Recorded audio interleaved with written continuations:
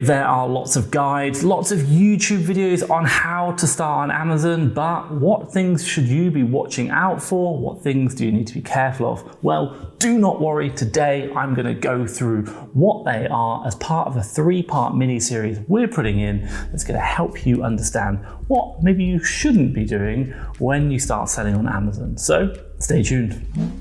Right, if you don't know who I am, my name is Thomas Parkinson and I am an online arbitrage seller selling in the UK for 4 years now. And if you want to know, I'm on a mission to do £1 million in revenue by the end of 2021 over an 18-month period. I'll drop a link to a video up there. You can watch that, see my journey as it's going on.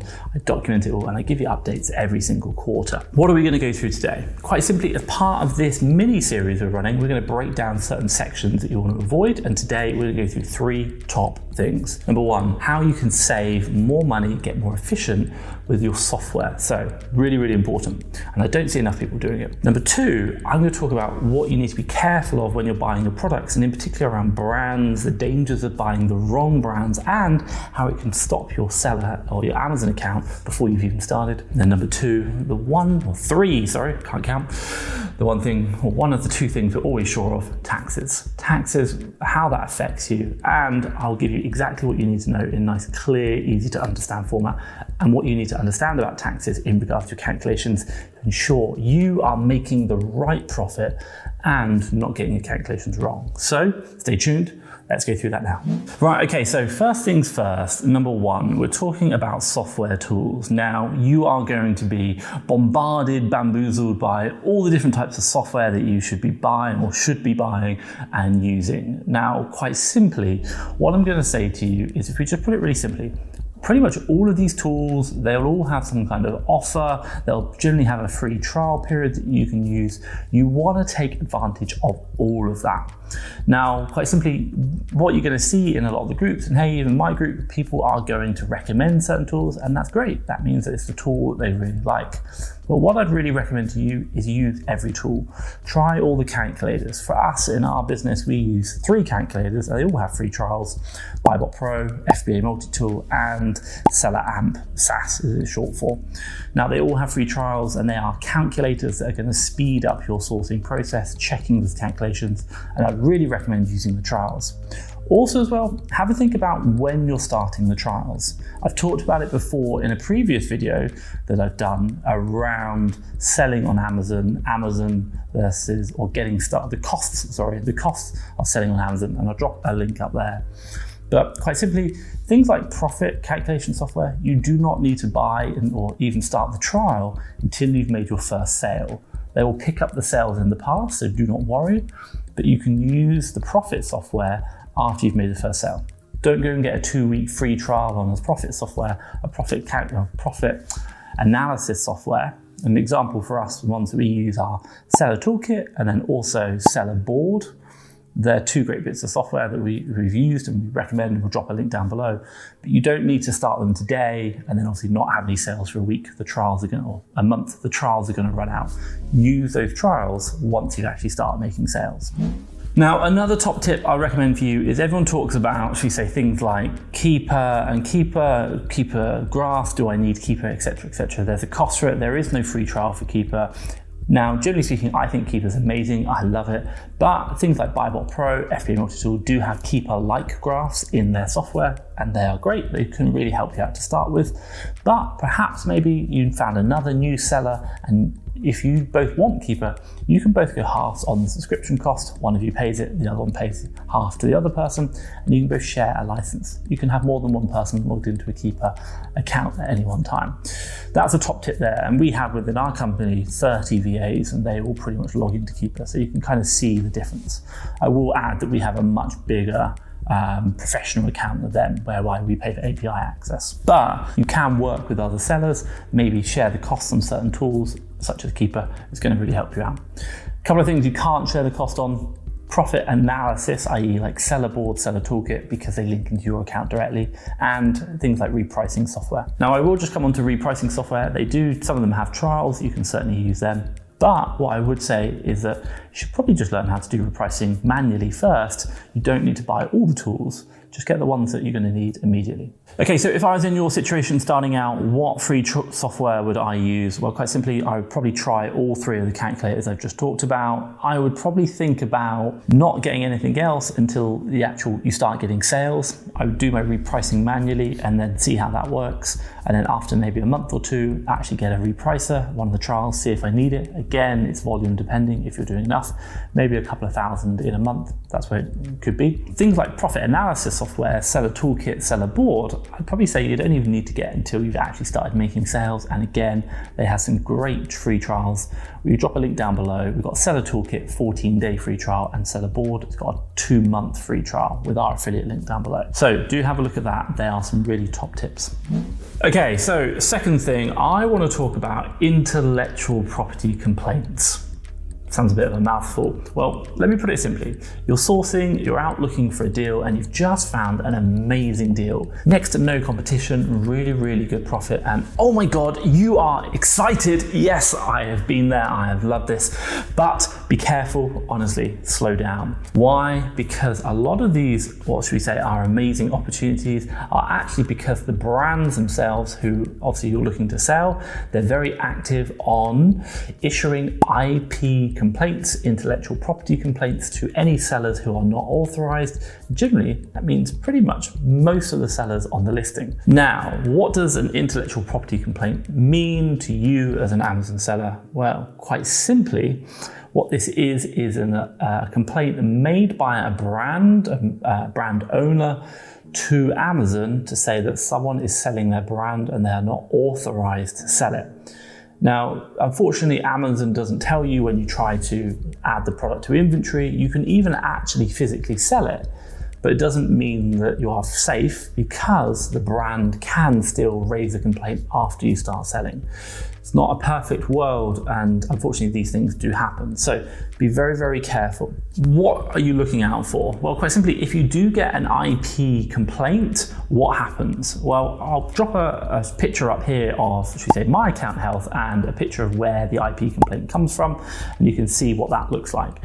Now, quite simply, if you're going to get one, it's not going to be the end of the world. You should probably be all right, even as a new seller. But if you get continued multiple IP complaints, then that is going to have an effect on your account health. That is going to be a warning sign to Amazon and can put your account at risk or in jeopardy. And that's the last thing that we want as a brand new seller, is to have your account shut down before you've even started making sales. And IP complaints do happen before you've even sold anything. So just by listing it can actually have a problem. So be very, very careful. Now, what if you get an IP complaint? Well, quite simply, the process for getting an IP complaint, and literally the only way to remove an IP complaint, is to get the manufacturer or the brand who made the IP's complaint to retract it. i.e. they have to email Amazon to say, sorry, we don't want this complaint anymore, can you please retract it? And I've heard many, many stories of brands whereby they've done this by accident, and they've even asked Amazon to remove it, and they still haven't been able to get it removed. So just be very, very careful. Pretty much, there's not much you can do about getting them removed. So once you get them, they stay on your account for about 180 days, then they drop off. But ideally, you don't want to get them in the first place. So what can you do? How can you protect your account? How can you stop getting IP complaints before you even buy those products? How can you check that that amazing deal that you've just found is actually an amazing deal? Quite simply, in FastTrackFBA, we have built a list that we are always updating from feedback from our customers, but also as well collecting it from lots of data sources about IP issues. And that is our list of IP checker, so intellectual property checker, and you can see all the brands that we've restricted, that we don't sell, and that we know to cause issues. So if you're ever looking for any brands, have a look against that list. It's completely free, and it's going to support you in making sure that you're not buying those brands which are going to give you an intellectual property complaint. The third and final thing I want to talk about is taxes. I mean, particularly in the UK or even in the EU, this is something called VAT, value added tax. Now, quite simply, the difference between maybe the UK or the EU and the States is that in the UK, the price you see on the shop is the price you pay, and that already includes the taxes, whereas in the States, the price you see is the price that you need to pay plus the state tax. So there's a slight difference there. Now, within the UK, what we have is we have what's known as VAT, and right now this is at 20%. So we add 20% on top of the price, which then we show to the customer. I've done a previous example of talking about VAT, and I'll drop a link up there. I'll give you a good example. A £500 mobile phone might actually be sold for £416, but add 20% on. That's the tax that you're paying, and then the total price comes to £500. So how does this affect you? Well, day to day, in the way you live your life within the UK, it really doesn't. The price you see is the price you pay, and that's what we do. And that's the way it works. The businesses add tax on, and they show you the total price to pay. But when you're selling on Amazon, the fees that you see, the prices you see communicated from Amazon, they are what's known as the prices excluding VAT. They don't include the VAT added on. Why? Because for most big businesses, they won't include the VAT in their calculations because they can claim it back off their sales. And this is something how the way the VAT works. But for you, you are still a business, i.e. you're a business seller on Amazon, but you're just starting out, and because you're starting out, you won't be what's known as VAT registered yet. Probably getting a bit complex, and I completely understand, but what do you need to know? Well, quite simply is that for every fee Amazon directly tells you, whether it be on their website, maybe through the Amazon revenue calculator, everything you see, you need to add the VAT on. At the moment, 20%. Well, how does this affect you? Maybe you're using the revenue calculator. Well, quite simply, if you have looked at a product on the Amazon revenue calculator and you found out it's making you profit, but it's not huge, but you're happy with maybe that profit, well, quite simply, you're being slightly misled. Why? Because the Amazon revenue calculator doesn't include the VAT on its fees.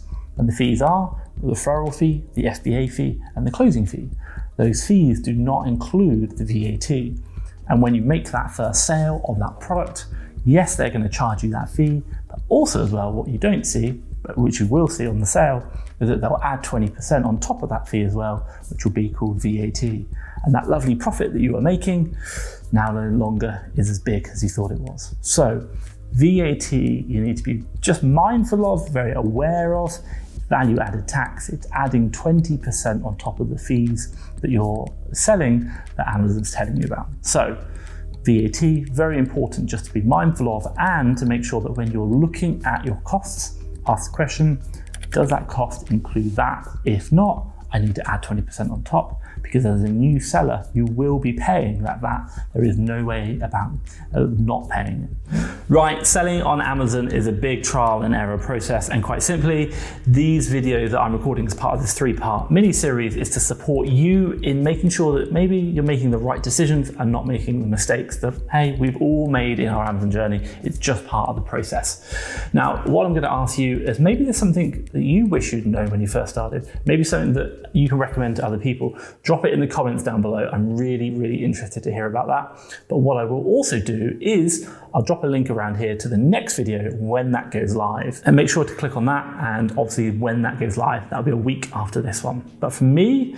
Thomas Parkinson and FastTrackFBA, thank you very much.